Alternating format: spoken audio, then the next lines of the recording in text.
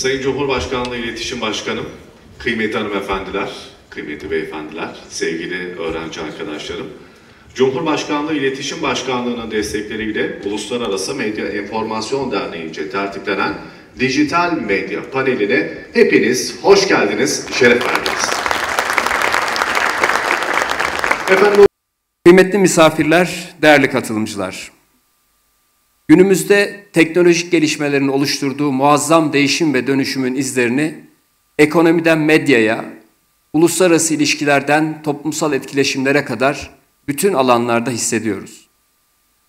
Bu değişimin bir boyutu da elbette dijitalleşme.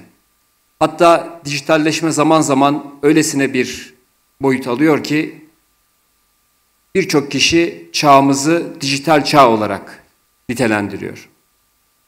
Dijitalleşmenin kendisini elbette en yoğun şekilde hissettirdiği sektörlerin başında da medya sektörü geliyor. Günümüzde internet ve dijital teknolojiler üzerinde yükselen bir yeni medya gerçeğiyle karşı karşıyayız. Dijital medya mecraları elbette bilgi erişim, demokrasi ve katılımcılık anlamında önemli kazanımlar sağlıyor.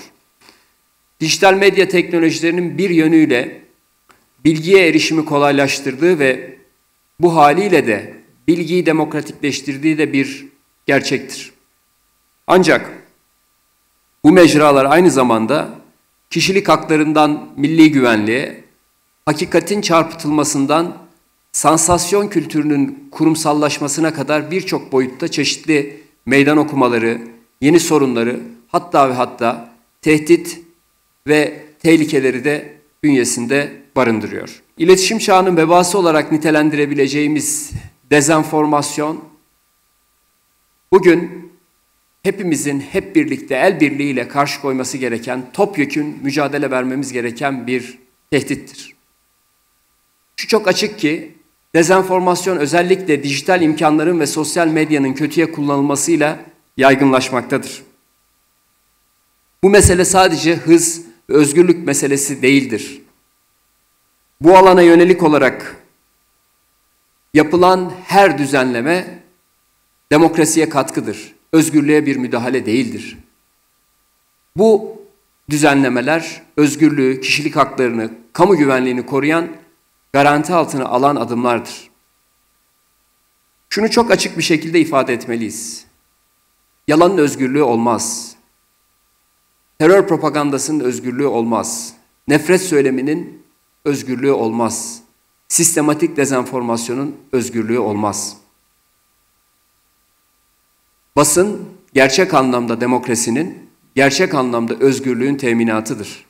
Ve bunun için esas olan temel umde haberdir, enformasyondur.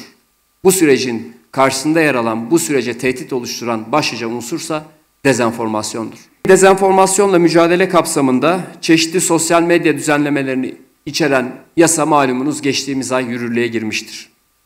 Yine biz Cumhurbaşkanlığı İletişim Başkanlığı olarak bu bağlamda bugüne kadar yürüttüğümüz faaliyetleri oluşturduğumuz dezenformasyonla mücadele merkezi altında topladık. Hayata geçirilen yasal düzenlemelerin yanı sıra dezenformasyonla mücadele merkezimizin de hakikat çabalarımıza güç kattığına inanıyoruz. Dezenformasyonun aynı zamanda bir ulusal güvenlik tehdidi olduğu gerçeğini son günlerde bir kez daha çok somut bir şekilde idrak ettik. Kitlesel bir silaha dönüşen ve ulusal bir güvenlik sorunu haline gelen dezenformasyonla mücadele elzemdir. Bilinçli ve kasıtlı olarak toplumsal iletişim süreçlerini zehirleyen kişi ve grupların dezenformasyonu araç olarak kullanması, sistematik bir saldırıya dönüştürmeleri kirli bir savaş yöntemidir, adeta dijital terörizmdir. Sayın Başkanım, hitaplarınız için çok teşekkür ediyoruz. Müsaadelerinizi bir müddet daha sahnede misafir etmek isteriz efendim sizi. Cumhurbaşkanlığı İletişim Başkanlığı destekleriyle Uluslararası Medya Enformasyon Derneği UMED tarafından tertiplenen Dijital Medya panelinde Cumhurbaşkanlığı İletişim Başkanımız Profesör Doktor Sayın Fahrettin Altun'un hitaplarını dinledik. Şu anda kendilerine bir hediye takdim ediliyor. Hayat ağacı bu hediye, onu da belirtelim. Çok teşekkür ediyoruz efendim. Sağ olunuz. Cumhurbaşkanlığı İletişim Başkanımız Profesör Doktor Sayın Fahrettin Altun'u saygıyla uğurluyoruz.